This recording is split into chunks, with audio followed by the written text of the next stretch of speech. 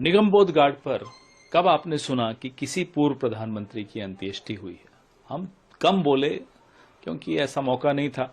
इंतजार हम भी कर रहे थे कि देखिए सवाल तो पूछेंगे हम। निगमबोध घाट पर आप एक पूर्व प्रधानमंत्री की अंत्येष्टि कर रहे हैं। आपके पास राहुल जी और प्रियंका जी ने यहां तक कहा कि आप शक्ति स्थल से कोई हिस्सा लेना चाहें ले लीजिए, लेकिन उनको ऐसी जगह उनकी अंत्येष्टि होनी चाहिए जहां स्मारक बन सके उनका। नहीं माने ही नहीं। उसके बाद जो बदइंतजामी थी वो आप सबने देखी। न आपकी एजेंसी अंदर अलाउड थी, सिर्फ दूरदर्शन अलाउड था अंदर, और दूरदर्शन कवरेज प्रधानमंत्री और मंत्रियों पे दे रहा था। अरे साहब, जिनकी अंत्येष्टि है उनके परिवार पर आपका फोकस नहीं है। हर जगह क्या प्रधानमंत्री को ही आगे लाना है? किसी और की अंत्येष्टि हो, कांग्रेस पार्टी के नहीं, वो पूरे देश के एक सपूत की अंत्येष्टि हो रही है, प्रधानमंत्री पर फोकस किए जा रहा है दूरदर्शन। और मनमोहन सिंह जी के परिवार के लिए फ्रंट रो में 3 कुर्सियां, उनकी 3 बेटियां हैं, उनकी पत्नी है, उन बेटियों के परिवार हैं। कांग्रेस के नेताओं ने संघर्ष करके, जद्दोजहद करके और कुर्सियां लगवाई फ्रंट रो में।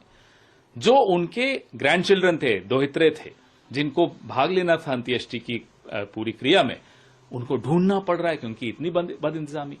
अमित शाह गृह मंत्री का जब मोटर कारों का कॉन्वॉय आया तो पूरी फ्यूनरल प्रोसेशन को डिसरप्ट कर दिया। इनके अपने मनमोहन सिंह जी के परिवार के सदस्यों की गाड़ियां अफरा तफरी में इधर उधर हो गई, फिर उनको ढूंढ के अंदर लाना पड़ा। डिप्लोमैट्स, राजदूत बहुत आए, उनको आपने कहीं पीछे बैठा दिया। फोकस सिर्फ और सिर्फ प्रधानमंत्री के चेहरे पर। ये कोई पूर्व प्रधानमंत्री को इस तरह का सम्मान देंगे आप, जिन्होंने 10 साल में और उससे पहले भी वित्त मंत्री की हैसियत से इस देश की अर्थव्यवस्था की कायाकल्प कर दी? उस व्यक्ति को आप इस तरह से अपमानित करेंगे?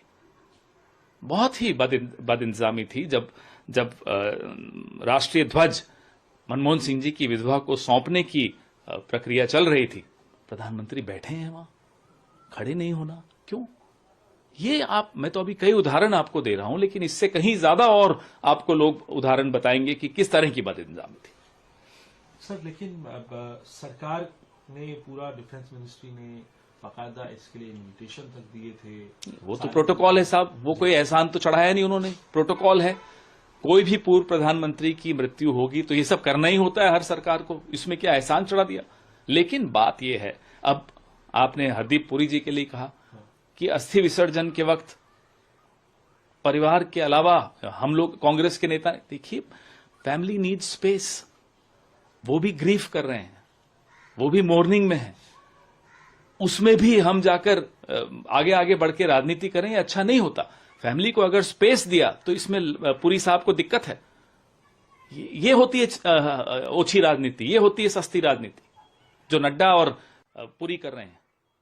सर, ये भी एक बात है, मेमोरियल की भी बात आई तो कह रहे हैं मेमोरियल तो बनाना ही था हमको, उसको लेकर हमारा दबाव जब आया तब जाकर इन्होंने रात को वो नोटिफिकेशन निकाला कि हम करेंगे।